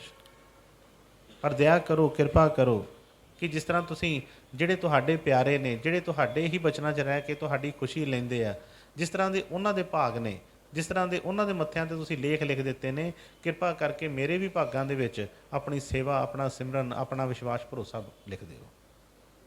ਕਿਉਂਕਿ ਜਦੋਂ ਮੈਂ ਦੇਖਦਾ ਹਾਂ ਕਿ ਬਈ ਐਸੇ ਸਿੱਖ ਜਿਹੜੇ ਤੁਹਾਡੀ ਖੁਸ਼ੀ ਲੈ ਕੇ ਸੰਸਾਰ ਤੋਂ ਵੀ ਔਰ ਉਸ ਪਰਲੋਕ ਤੋਂ ਵੀ ਸਭ ਹਰ ਪਾਸੋਂ ਨਿਆਰੇ ਹੋ ਕੇ ਆਪਣੇ ਘਰ ਪਹੁੰਚ ਜਾਂਦੇ ਨੇ, ਅਤੇ ਬਈ ਦਇਆ ਕਰੋ, ਮੇਰੇ 'ਤੇ ਵੀ ਕਿਰਪਾ ਕਰੋ ਕਿ ਲਿਖਣ ਵਾਲਾ ਲੇਖ ਉਹ ਤੇ ਤੁਹਾਡੇ ਹੱਥ 'ਚ ਹੀ ਹੈ, ਤੁਹਾਡੇ ਹੱਥ ਹੀ ਕਲਮ ਹੈ।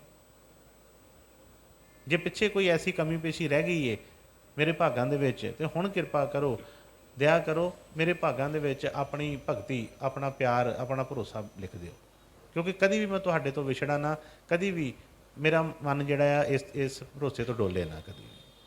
ਹਾਂਜੀ, ਅੱਗੇ ਬੇਟਾ।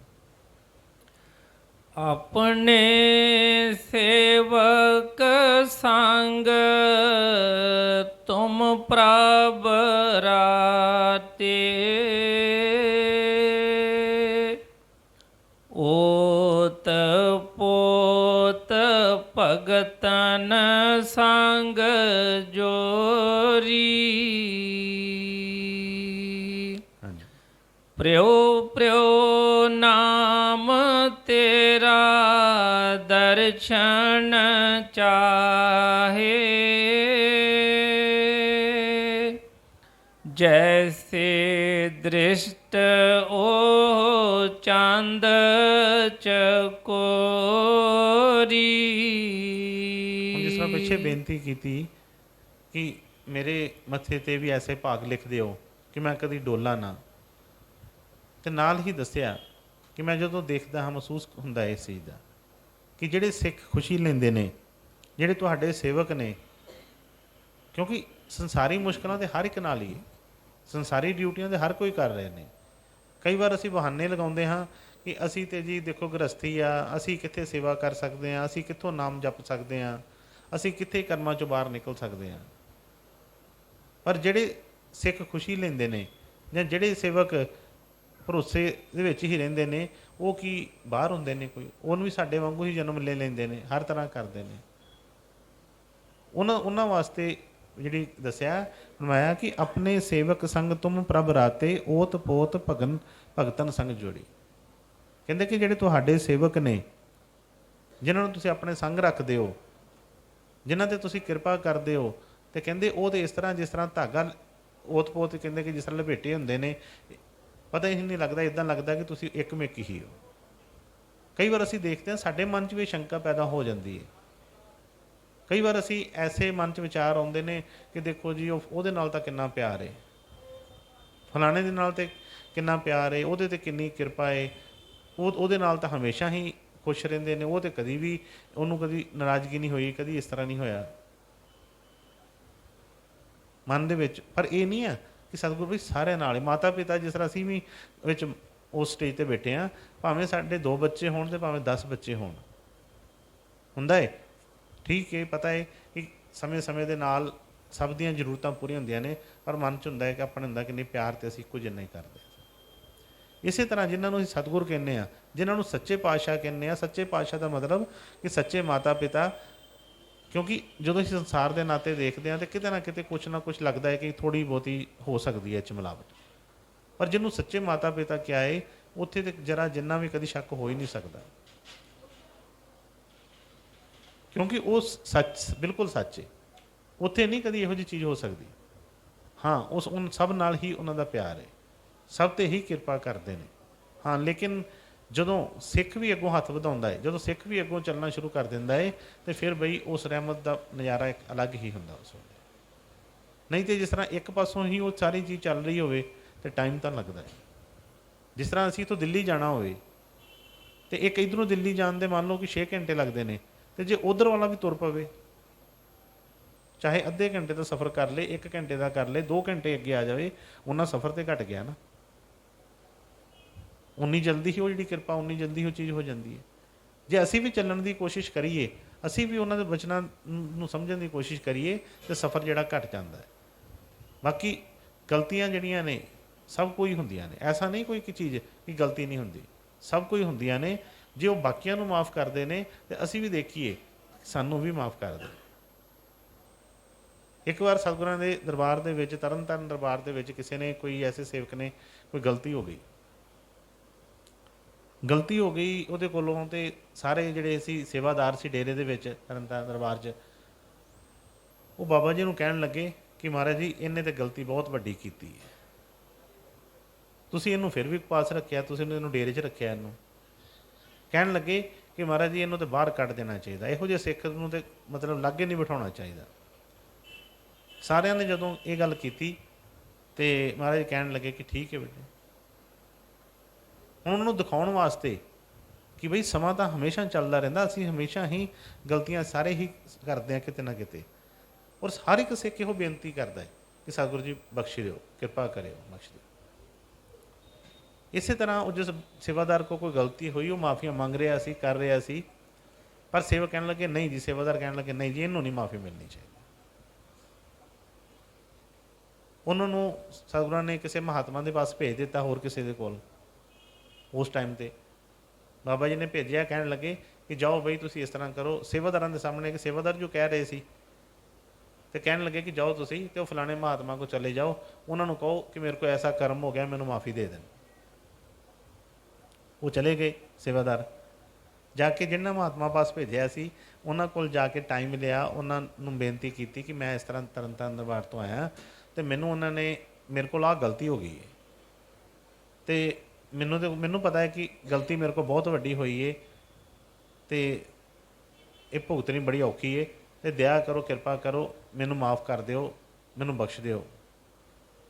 ਉਹ ਮਹਾਤਮਾ ਉਹਨਾਂ ਦੀ ਬੇਨਤੀ ਸੁਣ ਕੇ ਕਹਿਣ ਲੱਗੇ ਕਿ ਦੇਖ ਬਈ, ਜੇ ਤੇ ਕਿਤੇ ਮੇਰੇ ਕੋਲ ਐਸਾ ਕੋਈ ਸੇਵਾਦਾਰ ਹੁੰਦਾ ਮੈਂ ਤਾਂ ਇੱਦਾਂ ਕਰ ਦੇਣਾ ਸੀ, ਮੈਂ ਤਾਂ ਨਹੀਂ ਮਾफ़ ਕਰ ਸਕਦਾ ਇਸ ਗਲਤੀ ਨੂੰ। ਹੁਣ ਬੱਚੇ ਦਾ ਉਸ ਸੇਵਾਦਾਰ ਦਾ ਮਨ ਟੁੱਟ ਗਿਆ ਕਿ ਦੇਖੋ ਬਈ, ਮਤਲਬ ਇਹਦਾ ਮਤਲਬ ਕਿ ਹੁਣ ਤੇ ਮੈਨੂੰ ਕੋਈ ਵੀ ਮਾफ़ੀ ਨਹੀਂ, ਫਿਰ ਮੈਂ ਤਾਂ ਨਰਕਾਂ ਨੂੰ ਹੀ ਜਾਵਾਂਗਾ। ਕਈ ਕੁਝ ਸੋਚ ਵਿਚਾਰ ਕਰਦਾ, ਮਨ ਦੇ ਵਿੱਚ ਕਈ ਭਾਵ ਆਉਂਦੇ ਰਹੇ, ਕਈ ਕੁਛ ਜਾਂਦੇ ਰਹੇ। ਜਦੋਂ ਫਿਰ ਵਾਪਸ ਆਇਆ ਉੱਥੇ ਦਰਬਾਰ ਦੇ ਵਿੱਚ, ਬਾਬਾ ਜੀ ਨੂੰ ਆਣ ਕੇ ਮਿਲਿਆ ਅਤੇ ਚਿਹਰਾ ਉਤਰਿਆ ਸੀ, ਕਹਿਣ ਲੱਗਾ ਮਹਾਰਾਜ ਜੀ, ਮਤਲਬ ਮੇਰਾ ਤਾਂ ਕੋਈ ਹੱਲ ਨਹੀਂ ਹੁਣ, ਫਿਰ ਮੇਰਾ ਇਹ ਜਨਮ ਬਰਬਾਦ ਗਿਆ। ਫਿਰ ਸਗੋਂ 2 ਮਿੰਟ ਖਾਮੋਸ਼ ਰਹੇ, ਕਹਿਣ ਲੱਗੇ ਕੀ ਹੋਇਆ, ਤੂੰ ਗਿਆ ਸੀ, ਕੀ ਕਿਹਾ ਉਹਨਾਂ ਨੇ? ਕਹਿਣ ਲੱਗੇ ਕਿ ਸੇਵਾਦਾਰ ਕਹਿਣ ਲੱਗਾ ਕਿ ਉਹਨਾਂ ਕੋਲ ਗਿਆ ਸੀ ਮਹਾਤਮਾ, ਉਹ ਕਹਿਣ ਲੱਗੇ ਆ ਕਿ ਬਈ ਮੇਰੇ ਕੋਲ ਐਸਾ ਕੋਈ ਸੇਵਾਦਾਰ ਹੁੰਦਾ ਜਾਂ ਮੇਰੇ ਇੱਥੇ ਕੋਲ ਹੁੰਦਾ ਅਤੇ ਮੈਂ ਤਾਂ ਉਹਨੂੰ ਇਸ ਤਰ੍ਹਾਂ ਕਰ ਦੇਣਾ ਸੀ, ਅਤੇ ਮਤਲਬ ਕਿ ਮੈਨੂੰ ਉਹਨਾਂ ਨੇ ਨਾ ਕਰ ਦਿੱਤੀ ਕਿ ਮੈਂ ਨਹੀਂ ਮਾफ़ ਕਰ ਸਕਦਾ ਤੈਨੂੰ। ਮਾफ़ ਕਰਨ ਦਾ ਮਤਲਬ ਕੀ ਹੁੰਦਾ ਹੈ ਕਿ ਬਈ ਆਪਣੇ, ਜਿਸ ਤਰ੍ਹਾਂ ਇੱਕ ਬੰਦੇ ਨੇ ਕੋਈ ਕਰਜ਼ਾ ਚੁੱਕ ਲਿਆ ਹੁੰਦਾ ਹੈ, ਕਿਸੇ ਨੇ ਕਰਜ਼ਾ ਦੇਣਾ ਹੈ ਅਤੇ ਕਿਸੇ ਨੇ ਕਰਜ਼ਾ ਲੈਣਾ ਹੈ ਜਿਹੜਾ ਚੁੱਕਿਆ ਹੈ। ਹੁਣ ਜਿਹੜਾ ਕੋਈ ਧਨੀ, ਪੈਸੇ ਤਾਂ ਬੜਿਆਂ ਕੋਲ ਹੈਗੇ ਨੇ, ਪੈਸੇ ਤਾਂ ਬਹੁਤ ਦੁਨੀਆ 'ਚ ਬੜੇ ਬੜੇ ਸ਼ਾਹੂਕਾਰ ਹੈਗੇ ਨੇ ਜਿਨ੍ਹਾਂ ਕੋਲ ਪੈਸਾ ਹੈਗਾ ਹੈ, ਪਰ ਆਪਾਂ ਸੋਚੀਏ ਕਿ ਕਿਹੜਾ ਸ਼ਾਹੂਕਾਰ ਹੈ ਜਿਹੜਾ ਕੋਈ ਆਪਣੇ ਪੈਸੇ ਐਵੇਂ ਬਰਬਾਦ ਕਰੂਗਾ।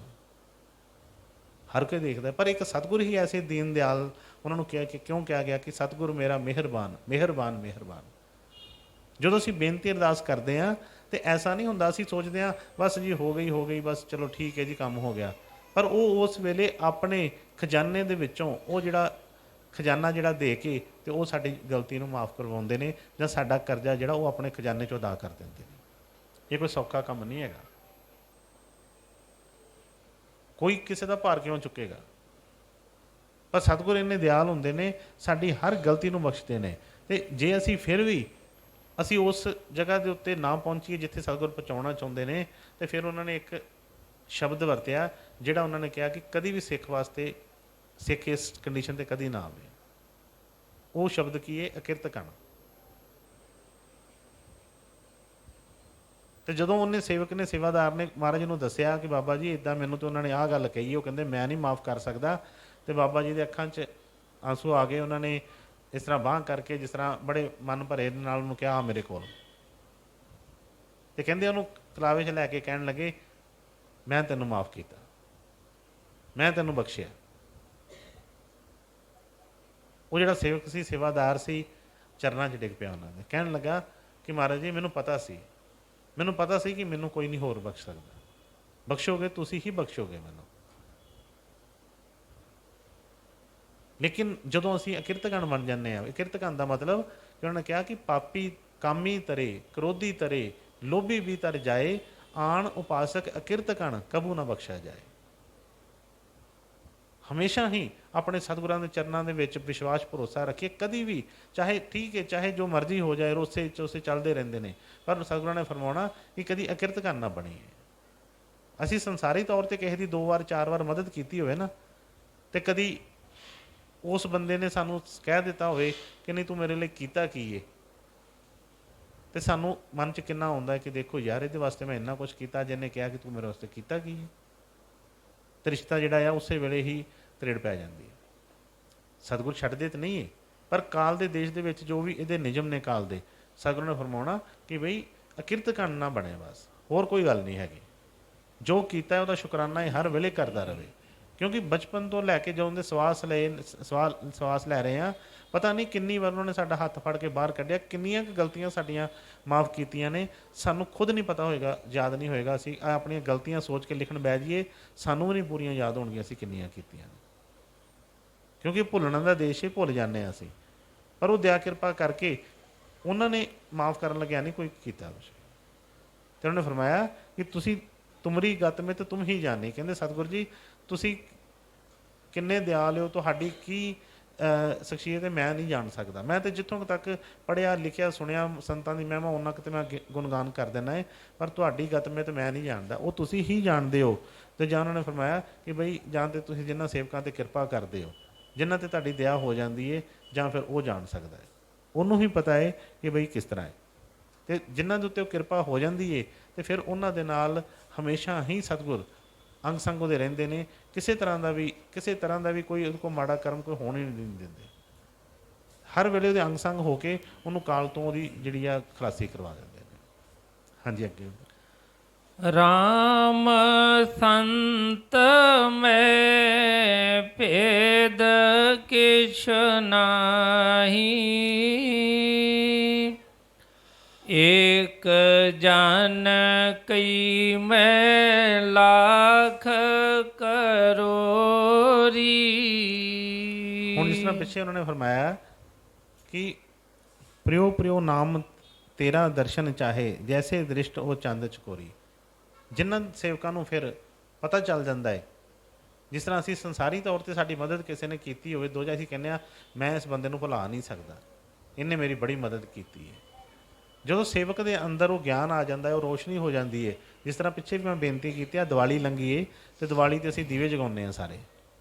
ਕਿੰਨੀ ਵਾਰ ਅਸੀਂ ਦੀਵੇ ਜਗਾਏ, ਕਿੰਨੀਆਂ ਦੀਵਾਲੀਆਂ ਲੰਘ ਗਈਆਂ, ਪਰ ਅੰਧੇਰਾ ਮਿਟਿਆ? ਅੰਧੇਰਾ ਨਹੀਂ ਮਿਟਿਆ। ਸਾਡੇ ਮਨ ਦੇ ਅੰਦਰ ਜਿਹੜਾ ਅੰਧੇਰਾ ਹੈ, ਬਾਹਰ ਦਾ ਅੰਧੇਰੇ ਵਾਸਤੇ ਤੇ ਉਹਨੇ ਪਹਿਲਾਂ ਹੀ ਯਤਨ ਸਭ ਕੁਝ ਕੀਤਾ। ਦਿਨੇ ਸੂਰਜ ਨਿਕਲ ਜਾਂਦਾ ਹੈ, ਰਾਤ ਨੂੰ ਚੰਦਰਮਾ ਹੁੰਦਾ ਹੈ, ਬਈ ਉਹਨੇ ਬੜੀ ਵੱਡੀ ਜਿਹੜੇ ਦੀਪ ਜਗਾਏ ਪਏ ਨੇ। ਪਰ ਇਹ ਦੀਪਮਾਲਾ ਜਾਂ ਜਿਹੜੀ ਸੀ, ਇੱਕ ਕਾਹਦਾ ਪ੍ਰਤੀਕ ਸੀ ਕਿ ਆਪਣੇ ਅੰਦਰ ਜਿਹੜਾ ਅੰਧੇਰਾ ਉਹਨੂੰ ਦੂਰ ਕਰੀਏ ਕਿਸੇ ਤਰ੍ਹਾਂ ਨਾਲ, ਪਰ ਉਹ ਤਾਂ ਦੂਰ ਨਹੀਂ ਹੁੰਦਾ। ਜਦੋਂ ਜਿਸ ਸੇਵਕ ਦੇ ਅੰਦਰ ਉਹ ਦੀਪ ਜਗ ਗਿਆ ਨਾਮ ਵਾਲਾ, ਉਹਦੇ ਅੰਦਰੋਂ ਅੰਧੇਰਾ ਜਦੋਂ ਦੂਰ ਹੋ ਗਿਆ, ਉਹਨੂੰ ਫਿਰ ਪਤਾ ਲੱਗਦਾ ਹੈ। ਉਹ ਫਿਰ ਜਿਸ ਤਰ੍ਹਾਂ ਚੰਦ ਹਮੇਸ਼ਾ ਹੀ ਜਿਹੜੇ ਚੰਦ ਵੱਲ ਹਮੇਸ਼ਾ ਚਕੋਰ ਜਿਹੜੀ ਦੇਖਦੀ ਰਹਿੰਦੀ ਹੈ, ਹਮੇਸ਼ਾ ਹੀ ਉਹਨੂੰ ਇਹੋ ਰਹਿੰਦਾ ਹੈ ਕਿ ਬਈ ਚੰਦ ਕਿਤੇ ਇੱਧਰ ਉੱਧਰ ਹੋਵੇ ਨਾ ਕਿਤੇ। ਇਸੇ ਤਰ੍ਹਾਂ ਹੀ ਸਿੱਖ ਦੇ ਮਨ 'ਚ ਵੀ ਇੱਕੋ ਭਾਵ ਰਹਿੰਦਾ ਹੈ ਕਿ ਮੈਂ ਸਤਿਗੁਰਾਂ ਦੇ ਹਮੇਸ਼ਾ ਨੇੜੇ ਹੀ ਰਹਾਂ, ਕੋਈ ਵੀ ਮੇਰੇ ਕੋਲ ਐਸੀ ਗਲਤੀ ਨਾ ਹੋਵੇ ਕਿ ਸਤਿਗੁਰਾਂ ਤੋਂ ਮੈਂ ਦੂਰ ਚਲਾ ਜਾਵਾਂ ਕਿਸੇ ਹਿਸਾਬ ਨਾਲ। ਹਮੇਸ਼ਾ ਹੀ ਉਹ ਫਿਰ ਇਹੋ ਹੀ ਪੁਕਾਰ ਕਰਦਾ ਰਹਿੰਦਾ ਹੈ। ਜਿਸ ਤਰ੍ਹਾਂ ਚਕੋਰ ਜਿਹੜੀ ਹੈ ਪ੍ਰਿਓ ਪ੍ਰਿਓ ਕਰਦੀ ਰਹਿੰਦੀ, ਸਾਰੀ ਰਾਤ ਪੁਕਾਰਦੀ ਰਹਿੰਦੀ ਹੈ, ਅਤੇ ਇਸੇ ਤਰ੍ਹਾਂ ਹੀ ਸਿੱਖ ਦੀ ਵੀ ਇਹ ਹਾਲਤ ਬਣ ਜਾਂਦੀ। ਅੱਗੇ ਫਰਮਾਇਆ ਕਿ ਰਾਮ ਸੰਤ ਮਹਿ ਭੇਦ ਕਿਛ ਨਾਹੀ, ਏਕ ਜਨ ਕੋਈ ਮਹਿ ਲਾਖ ਕਰੋੜੀ। ਕਹਿੰਦੇ ਇਹ ਭੇਦ ਤੇ ਬਈ ਕੋਈ ਲੱਖਾਂ 'ਚੋਂ ਇੱਕ ਹੀ ਕੋਈ ਸੰਤ ਐਸੇ ਮਹਾਤਮਾ ਜੀ 'ਤੇ ਦਇਆ ਕਰ ਦੇਣ, ਕੋਈ ਉਸ ਪਰਮਾਤਮਾ ਜੀ 'ਤੇ ਕਿਰਪਾ ਕਰਦੇ, ਕਹਿੰਦੇ ਲੱਖਾਂ ਕਰੋੜਾਂ 'ਚ ਹੀ ਕੋਈ ਇੱਕ ਐਸਾ ਕੋਈ ਸ਼ਖਸ ਹੁੰਦਾ ਹੈ ਜਿਹਦੇ ਉੱਤੇ ਇੰਨੀ ਦਇਆ ਹੁੰਦੀ ਹੈ ਕਿ ਜਿਹੜਾ ਇੱਕ ਪਲ ਵੀ ਨਹੀਂ ਜਿਹੜਾ ਵਿਛੜਦਾ, ਹਮੇਸ਼ਾ ਹੀ ਗੁਰੂ ਦੇ ਚਰਨਾਂ ਦੇ ਵਿੱਚ ਧਿਆਨ ਟਿਕਾਈ ਰੱਖਦਾ ਹੈ। ਜਿਹੜਾ ਹੈ ਜੁਰਤ ਦੇ ਨਾਲ ਇਸ ਕਾਲ ਦੇ ਦੇਸ਼ ਦੇ ਵਿੱਚੋਂ, ਜਿਸ ਤਰ੍ਹਾਂ ਕੌਡੀ ਖੇਲਦਾ, ਜਿਹੜਾ ਮਤਲਬ ਹੱਥ ਮਾਰਦਾ ਪੱਟਾਂ ਦੇ ਨਿਕਲ ਜਾਂਦਾ ਸਾਹਮਣੇ, ਉਹਨੂੰ ਫੜ ਨਹੀਂ ਸਕਦਾ ਕੋਈ। ਇਸੇ ਤਰ੍ਹਾਂ ਹੀ ਜਿਸ ਸਿੱਖ ਦੇ ਉੱਤੇ ਦਇਆ ਕਿਰਪਾ ਹੋ ਜਾਂਦੀ ਹੈ, ਕਾਲ ਉਹਦਾ ਕੋਈ ਵਿਗਾੜ ਨਹੀਂ ਸਕਦਾ। ਸਤਿਗੁਰਾਂ ਦੇ ਮਾਣ ਦੇ ਉੱਤੇ ਬਾਂਹ ਖੜੀ ਕਰਕੇ ਇੱਥੋਂ ਨਿਕਲ ਜਾਂਦਾ ਹੈ, ਉਹਨੂੰ ਕੋਈ ਕਾਲ ਕੋਈ ਰੋਕ ਨਹੀਂ ਸਕਿਆ। ਹਾਂਜੀ ਅੱਗੇ। ਜਾ ਕੈ ਹੀਐ ਪ੍ਰਗਟ ਪ੍ਰਭ ਹੋਆ, ਅਨ ਦਿਨ ਕੀਰਤਨ ਰਸਨ ਰਮੋਰੀ। ਤੁਮ ਸਮਰਥ ਅਪਾਰ ਅਤ ਊਚੇ, ਸੁਖ ਸੁਖ ਦਾਤੇ ਪ੍ਰਭ ਪ੍ਰਾਨ ਅੰਦੋਰੀ।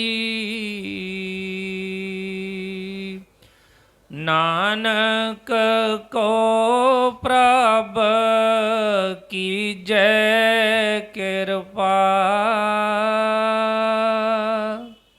ਓਨ ਸੰਤਨ ਕੈ ਸੰਗ ਸੰਗੋਰੀ। ਰਾਧਾ ਸੁਆਮੀ ਜੀ, ਰਾਧਾ ਸੁਆਮੀ। ਹੁਣ ਦੱਸਿਆ ਕਿ ਜਾ ਕੇ ਹੀਏ ਪ੍ਰਗਟ ਪ੍ਰਭ ਹੋਆ। ਜਿਨ੍ਹਾਂ ਦੇ ਅੰਦਰ, ਜਿਸ ਸੇਵਕ ਦੇ ਅੰਦਰ ਉਹਦੇ ਪ੍ਰਭੂ, ਉਹਦੇ ਗੁਰੂ ਪ੍ਰਗਟ ਹੋ ਜਾਂਦੇ ਨੇ, ਜਿਹਨੂੰ ਉਹ, ਜਿਹਦੇ ਅੰਦਰ ਉਹ ਹਰੀ ਪ੍ਰਗਟ ਹੋ ਗਿਆ, ਉਹਨਾਂ ਦੀ ਜਿਹੜੀ ਹਾਲਤ ਹੈ ਉਹ ਕੁਛ ਹੋਰ ਹੀ ਹੁੰਦੀ ਹੈ। ਮੈਂ ਦੱਸਿਆ ਹੈ ਕਿ ਜਾ ਕੇ ਹੀਏ ਪ੍ਰਗਟ ਪ੍ਰਭ ਹੋਇਆ, ਅਨਦਿਨ ਕੀਰਤਨ ਰਸਨ ਰਮੋਰੀ। ਕਹਿੰਦੇ ਉਹਨਾਂ ਦਾ ਫਿਰ ਹਮੇਸ਼ਾ ਰਸਨਾ ਦੇ ਉੱਤੇ ਉਹ ਰਾਮ ਦਾ ਨਾਮ ਹੀ ਰਹਿੰਦਾ ਹੈ। ਉਹ ਹਰ ਵੇਲੇ ਉਸ ਰਾਮ ਨੂੰ ਰਟਦੇ ਰਹਿੰਦੇ ਨੇ, ਕਿਉਂਕਿ ਜਦੋਂ ਪਤਾ ਲੱਗ ਗਿਆ ਕਿ ਜਿਸ ਤਰ੍ਹਾਂ ਨੇ ਕਿਹਾ ਕਿ ਸਵਾਂਸੋਂ ਕੀ ਮਾਲਾ ਪੇ ਸਿਮਰੂ ਮੈਂ ਪੀ ਕਾ ਨਾਮ। ਜਿੱਦਾਂ ਸਾਹ ਆਉਂਦੇ ਜਾਂਦੇ ਨੇ ਤੇ ਸਾਨੂੰ ਪਤਾ ਹੁੰਦਾ ਹੈ ਕਿ ਇੱਕ ਸਾਹ ਨਾ ਆਇਆ ਤੇ ਬਈ ਕੰਮ ਖਤਮ ਹੈ। ਇਸੇ ਤਰ੍ਹਾਂ ਹੀ ਉਹਨਾਂ ਨੂੰ ਵੀ ਪਤਾ ਲੱਗ ਜਾਂਦਾ ਸਿੱਖਾਂ ਨੂੰ ਕਿ ਬਈ ਬਾਕੀ ਕੰਮ ਤੇ ਇੱਥੇ ਸਾਰੇ ਜਿਹੜੇ ਆ ਇਹ ਕਿਸੇ ਨੇ ਪੁੱਛਣੇ ਨਹੀਂ, ਤੇ ਜਿਹੜਾ ਪੁੱਛਣ ਵਾਲਾ ਹੈ ਉਹਨੂੰ ਮੈਂ ਉਹ ਜਿਹੜੀ ਦੌਲਤ ਇਕੱਠੀ ਕਿਉਂ ਨਾ ਕਰਾਂ। ਉਹ ਫਿਰ ਇੱਕ ਪਲ ਵੀ ਪ੍ਰਭੂ ਨੂੰ ਵਿਛੜਦਾ ਨਹੀਂ, ਉਹਦੇ ਨਾਲ ਹਰ ਵੇਲੇ ਪ੍ਰਭੂ ਨੂੰ ਯਾਦ ਰੱਖਦਾ ਹੈ। ਮੈਂ ਕਿ ਤੁਮ ਸਮਰੱਥ ਅਪਾਰ ਅਤ ਉੱਚੇ ਸੁਖ ਦਾਤੇ ਸਭ ਪ੍ਰਾਨ ਗੋਰੀ। ਕਹਿੰਦੇ ਕਿ ਸਤਿਗੁਰੂ ਜੀ ਤੁਸੀਂ ਹੀ ਸਮਰੱਥ ਹੋ, ਤੁਸੀਂ ਹੀ ਅਪਾਰ ਹੋ, ਤੁਹਾਡਾ ਕੋਈ ਪਾਰ ਨਹੀਂ ਜਾਣ ਸਕਦਾ। ਤੁਸੀਂ ਦਇਆ ਕਰੋ ਜਿਹਦੇ ਉੱਤੇ, ਤੁਸੀਂ ਆਪ ਕਿਰਪਾ ਕਰਕੇ ਜਿਹਦੇ ਅੰਦਰ ਇੰਨੀ ਸਮਝ ਪਾ ਦਿਓ, ਫਿਰ ਉਹਦੇ ਪ੍ਰਾਣਾਂ ਦਾ ਆਧਾਰ ਉਹ ਬਣ ਜਾਂਦੇ ਆ। ਕਿਉਂਕਿ ਹੁਣ ਹੈ ਕਿ ਨਾਨਕ ਦੁਖੀਆ ਸਭ ਸੰਸਾਰ। ਕੋਈ ਵੀ ਸੰਸਾਰ ਦੇ ਉਹਨੇ ਨਾਨਕ ਦੁਖੀਆ ਸਭ ਸੰਸਾਰ, ਸਾਰਾ ਸੰਸਾਰ ਹੀ ਦੁਖੀ ਹੈ। ਪਰ ਕੀ ਮਤਲਬ ਕਿ ਇਹਦਾ ਕੋਈ ਸੁਖੀ ਨਹੀਂ ਹੋ ਸਕਦਾ ਇੱਥੇ? ਉਹਨਾਂ ਨੇ ਉਹਦਾ ਹੱਲ ਵੀ ਦੱਸਿਆ, ਕਿਹਾ ਸੋ ਸੁਖੀਆ ਜੋ ਨਾਮ ਆਧਾਰ। ਜਿਹਦੇ ਪ੍ਰਾਣਾਂ ਦਾ ਆਧਾਰ ਉਹਦਾ ਨਾਮ ਹੋ ਜਾਂਦਾ ਹੈ, ਉਹ ਕਦੀ ਵੀ ਫਿਰ ਦੁਖੀ ਨਹੀਂ ਹੋ ਸਕਦਾ ਕਦੇ। ਚਾਹੇ ਅਸੀਂ ਪਿੱਛੇ ਇਤਿਹਾਸ ਦੇਖਦੇ ਹਾਂ ਜਦੋਂ ਕਿ ਚਾਹੇ ਉਹਨਾਂ ਹਰੀ ਦੇ ਨਾਮ ਜਪਣ ਵਾਲਿਆਂ ਨੂੰ ਚਾਹੇ ਸੂਲੀਆਂ 'ਤੇ ਚੜ੍ਹਾ ਦਿੱਤਾ ਗਿਆ, ਚਾਹੇ ਉਹਨਾਂ ਨੂੰ ਕਈ ਤਰ੍ਹਾਂ ਦੇ ਕਸ਼ਟ ਦਿੱਤੇ ਗਏ, ਪਰ ਉਹਨਾਂ ਕੋਲੋਂ ਉਹ ਜਿਹੜੀ ਸ਼ਾਂਤੀ ਕੋਈ ਖੋ ਨਹੀਂ ਸਕਿਆ। ਇਸੇ ਤਰ੍ਹਾਂ ਨੇ ਫਰਮਾਇਆ ਕਿ ਤੁਮ ਸਮਰੱਥ ਅਪਾਰ ਅਤ ਉੱਚੇ ਸੁਖ ਦਾਤੇ ਸਭ ਪ੍ਰਾਮ ਅਧੂਰੀ, ਕਿ ਉਹਨਾਂ ਦਾ ਪ੍ਰਾਣਾਂ ਦਾ ਆਧਾਰ ਫਿਰ ਉਹ ਨਾਮ ਹੀ ਹੋ ਜਾਂਦਾ ਹੈ। ਤਾਂ ਹੀ ਉਹਨਾਂ ਨੇ ਕਿਹਾ ਕਿ ਬਈ ਜੋ ਮਰਜ਼ੀ ਹੋ ਜਾਵੇ, ਲੇਕਿਨ ਉਹ ਆਧਾਰ ਉਸ ਚੀਜ਼ ਦਾ ਨਹੀਂ ਛੱਡਦੇ। ਉਹਨਾਂ ਨੂੰ ਭਾਵੇਂ ਕਾਲ ਨੇ ਕਈ ਤਰ੍ਹਾਂ ਦੇ ਦੁੱਖ ਦੇਣ ਦੀ ਕੋਸ਼ਿਸ਼ ਕੀਤੀ, ਪਰ ਉਹਨਾਂ ਨੂੰ ਕੋਈ ਵੀ ਦੁੱਖ ਐਸਾ ਦੁਖੀ ਨਹੀਂ ਕਰ ਸਕਿਆ ਕਿ ਨਾਮ ਨਾਲ ਉਹਨਾਂ ਨੂੰ ਵਿਛੋੜ ਦੇਵੇ। ਨਾਮ ਨਾਲ ਉਹ ਕਦੀ ਵੀ ਵਿਛੜੇ ਨਹੀਂ। ਅੱਗੇ ਫਰਮਾਇਆ ਨਾਨਕ ਕੋ ਪ੍ਰਭ ਕੀਜੇ ਕਿਰਪਾ ਉਨ ਸੰਤਨ ਕੇ ਸੰਗ ਸਗੋਰੀ, ਕਿ ਹੇ ਸਤਿਗੁਰੂ ਜੀ ਮੇਰੇ ਤੇ ਦਇਆ ਕਿਰਪਾ ਕਰੋ, ਮੇਰੇ ਤੇ ਵੀ ਐਸੀ ਬਖਸ਼ਿਸ਼ ਕਰੋ ਕਿ ਮੈਨੂੰ ਵੀ ਇਸੇ ਤਰ੍ਹਾਂ ਹੀ ਉਸ ਪ੍ਰਭੂ ਦਾ, ਉਸ ਸੰਤਾਂ ਦਾ, ਉਸ ਗੁਰੂ ਦਾ ਸੰਗ ਹੋ ਜਾਵੇ ਕਿ ਮੈਂ ਕਦੀ ਵੀ ਵਿਛੜਾ ਨਾ ਉਹਨਾਂ ਨਾਲੋਂ, ਜਿਸ ਤਰ੍ਹਾਂ ਦੇ ਮਰਜ਼ੀ ਹਾਲਾਤ ਹੋਣ। ਕਿਉਂਕਿ ਇਹ ਹਾਲਾਤ ਜਿਹੜੇ ਨੇ ਮੈਂ ਪਹਿਲਾਂ ਦੱਸਿਆ ਕਿ ਬਈ ਇੱਥੇ ਤੇ ਕਰਮਾਂ ਦੇ ਵੱਜੇ ਹੋਏ ਆਪਣੇ ਅਸੀਂ ਆਏ ਹਾਂ, ਆਪਣੇ ਆਪਣੇ ਕਰਮਾਂ ਦੇ ਮੁਤਾਬਕ ਅਸੀਂ ਦੁੱਖ ਸੁੱਖ ਸਭ ਭੋਗ ਰਹੇ ਹਾਂ। ਲੇਕਿਨ ਅਸੀਂ ਮਨ ਦੇ ਵਿੱਚ ਇਹ ਵਿਚਾਰ ਸੋਚ ਕੇ ਕਿ ਨਹੀਂ ਮੈਨੂੰ ਉਹ ਦੁੱਖ ਦੇ ਰਿਹਾ, ਮੈਨੂੰ ਉਹ ਕਰ ਰਿਹਾ, ਮੈਨੂੰ ਪ੍ਰਭੂ ਨਹੀਂ ਕਿਰਪਾ ਕਰ ਰਿਹਾ, ਮੇਰਾ ਹਰੀ ਮੇਰੀ ਕੋਈ ਕਰ ਨਹੀਂ ਰਿਹਾ, ਨਹੀਂ ਉਹ ਸਾਡੇ ਵਾਸਤੇ ਹੀ ਆਇਆ, ਸਾਨੂੰ ਬਚਾਉਣ ਵਾਸਤੇ ਹੀ ਆਇਆ ਹੈ। ਲੇਕਿਨ ਉਹ ਜਿਹੜਾ ਹੱਲ ਦੱਸਦਾ ਹੈ ਵੀ ਜੇ ਅਸੀਂ ਉਹ ਹੱਲ ਕਰਾਈਏ, ਕਰੀਏ, ਉਹਦੇ ਨਾਮ ਨਾਲ ਜੁੜ ਜਾਈਏ, ਉਹਨਾਂ ਦੇ ਆਧਾਰ ਉਸ ਨਾਮ ਦਾ ਅਸੀਂ ਬਣਾ ਲਈਏ, ਹਮੇਸ਼ਾ ਉਹ ਸੰਤਾਂ ਦਾ ਸੰਗ ਜਿਹੜਾ ਹੈ ਬਣਿਆ ਰਵੇ, ਅਤੇ ਬਈ ਫਿਰ ਕੋਈ ਵੀ ਐਸੀ ਚੀਜ਼ ਨਹੀਂ ਹੈ। ਉਹਨਾਂ ਦਾ ਸੰਗ ਉਹ ਸਾਡੀ ਢਾਲ ਦਾ ਕੰਮ ਕਰਦਾ ਹੈ।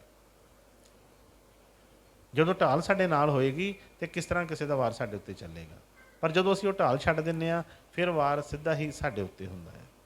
ਇਸ ਲਈ ਉਹਨਾਂ ਦੇ ਚਰਨਾਂ 'ਚ ਬੇਨਤੀ ਕੀਤੀ ਹੈ ਕਿ ਨਾਨਕ ਕੋ ਪ੍ਰਭ ਕਰਕੇ ਕੀਜੇ ਕਿਰਪਾ ਉਹਨ ਸੰਤਨ ਕੇ ਸੰਗ ਸੰਗੋਰੀ, ਕਿ ਸਤਿਗੁਰੂ ਜੀ ਮੈਨੂੰ ਐਸੇ ਸੰਤਾਂ ਦਾ ਸੰਗ ਬਖਸ਼ ਦਿਓ ਕਿ ਜਿਹੜਾ ਕਦੀ ਵੀ ਉਹ ਜਿਹੜਾ ਸੰਗ ਛੁੱਟੇ ਨਾ ਮੇਰਾ। ਫਿਰ ਇੰਨਾ ਭਰੋਸਾ ਮੈਨੂੰ ਬਖਸ਼ ਦਿਓ, ਇੰਨਾ ਮੈਨੂੰ ਪਿਆਰ ਬਖਸ਼ ਦਿਓ ਕਿ ਕਦੀ ਵੀ ਮੇਰੇ ਮਨ ਦੇ ਵਿੱਚ ਕੋਈ ਐਸਾ ਖਿਆਲ ਹੀ ਨਾ ਆਵੇ ਕਿ ਮੈਂ ਕਿਸੇ ਤਰ੍ਹਾਂ ਵੀ ਉਹਨਾਂ ਦੀ ਸੇਵਾ ਛੱਡ ਕੇ ਕੋਈ ਹੋਰ ਸੰਸਾਰ ਦੇ ਵਿੱਚ ਖੁੱਭ ਜਾਵਾਂ।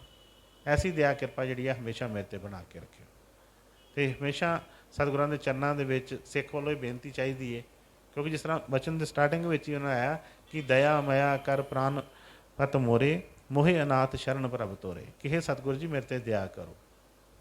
ਦਇਆ ਕਿਰਪਾ ਹਮੇਸ਼ਾ ਹੀ ਸਾਨੂੰ ਚਾਹੀਦੀ ਹੈ, ਹਮੇਸ਼ਾ ਹੀ ਲੋੜ ਹੈ, ਚਾਹੇ ਅਸੀਂ ਕਿਸੇ ਵੀ ਟਾਈਮ ਦੇ ਵਿੱਚੋਂ ਲੰਘ ਰਹੀ ਹੋਵੇ। ਕਿਉਂਕਿ ਜੇ ਸੌਖਾ ਟਾਈਮ ਲੰਘ ਰਿਹਾ ਹੈ ਤਾਂ ਉਹਦੇ 'ਚ ਵੀ ਦਇਆ ਦੀ ਲੋੜ ਹੈ ਕਿ ਕੋਈ ਐਸਾ ਕਰਮ ਨਾ ਹੋਵੇ ਜਿਹਦੇ ਕਰਕੇ ਦੁੱਖ ਆ ਜਾਵੇ। ਜੇ ਦੁੱਖ ਦਾ ਟਾਈਮ ਚੱਲ ਰਿਹਾ ਹੈ ਤਾਂ ਫਿਰ ਵੀ ਉਸ ਦਇਆ ਦੀ ਲੋੜ ਹੈ ਕਿ ਜਲਦੀ ਜਲਦੀ ਉਹ 'ਚੋਂ ਬਾਹਰ ਕੱਢ ਕੇ ਮੈਨੂੰ ਸੁੱਖ ਬਖਸ਼ ਦੇਣ ਕਿ ਜਿਹੜਾ ਮੈਂ ਉਸ ਨਾਮ ਦੇ ਨਾਲ ਜਲਦੀ ਜਲਦੀ ਜੁੜਾਂ। ਇਸ ਕਰਕੇ ਇਹ ਨਹੀਂ ਕਿ ਬਈ ਖੁਸ਼ੀਆਂ ਦੇ ਵਿੱਚ ਖੁਸ਼ੀ ਦੇ ਵਿੱਚ ਭੁੱਲ ਜਾਈਏ, ਗਮੀ ਦੇ ਵਿੱਚ ਉੱਦਾਂ ਭੁੱਲ ਜਾਈਏ, ਨਹੀਂ। ਕੋਈ ਵੀ ਸਮਾਂ ਹੋਵੇ ਬਈ ਜਿਸ ਤਰ੍ਹਾਂ ਉਹਨਾਂ ਨੇ ਫਰਮਾਇਆ ਕਿ ਉਹ ਜਿਹੜੇ ਪ੍ਰਭੂ ਦੇ ਪਿਆਰੇ ਹੁੰਦੇ ਨੇ ਉਹਨਾਂ ਨੂੰ ਕੋਈ ਵੀ ਬਹਾਨਾ ਚਾਹੀਦਾ ਹੈ ਆਪਣੇ ਪ੍ਰਭੂ ਨੂੰ ਮਿਲਣ ਵਾਸਤੇ। ਇਸੇ ਤਰ੍ਹਾਂ ਕਈਆਂ ਨੂੰ ਵਿਛੜਨ ਵਾਸਤੇ ਚਾਹੀਦਾ ਹੁੰਦਾ ਕਿ ਲਾਂਭੇ ਹੀ ਚਾਹੀਦੇ ਹੁੰਦੇ ਆ ਕਿ ਕੋਈ ਨਾ ਕੋਈ ਗੱਲ ਹੋਵੇ ਸਹੀ, ਅਸੀਂ ਦਵਾ ਦਵ ਪਾਸੇ ਹੋਈਏ ਨਾ ਪਿੱਛੇ ਚਾਹੀਏ। ਪਰ ਕਈਆਂ ਨੂੰ ਐਸਾ ਬਹਾਨੇ ਚਾਹੀਦੇ ਨੇ ਕਿ ਕੋਈ ਬਹਾਨਾ ਮਿਲੇ ਮੈਂ ਅੱਗੇ ਵਧ ਜਾਵਾਂ। ਸਾਨੂੰ ਵੀ ਸਤਿਗੁਰ ਦਇਆ ਕਿਰਪਾ ਕਰਨ, ਐਸੀ ਕਿਰਪਾ ਕਰਨ, ਐਸੀ ਦਇਆ ਬਣੀ ਰਵੇ, ਹਮੇਸ਼ਾ ਸਾਡਾ ਕਦਮ ਜਿਹੜਾ ਆ ਉਹਨਾਂ ਵਾਲੇ ਪਾਸੇ ਨੂੰ ਵੱਧਦਾ ਰਵੇ। ਕਦੀ ਵੀ ਕਿਸੇ ਤਰ੍ਹਾਂ ਦੇ ਵੀ ਕੋਈ ਐਸਾ ਖਿਆਲ ਮਨ 'ਚ ਨਾ ਆਵੇ ਕਿ ਜਿਹੜਾ ਸਾਡਾ ਜੀਵਨ ਹੀ ਬਰਬਾਦ ਹੋ ਜਾਵੇ।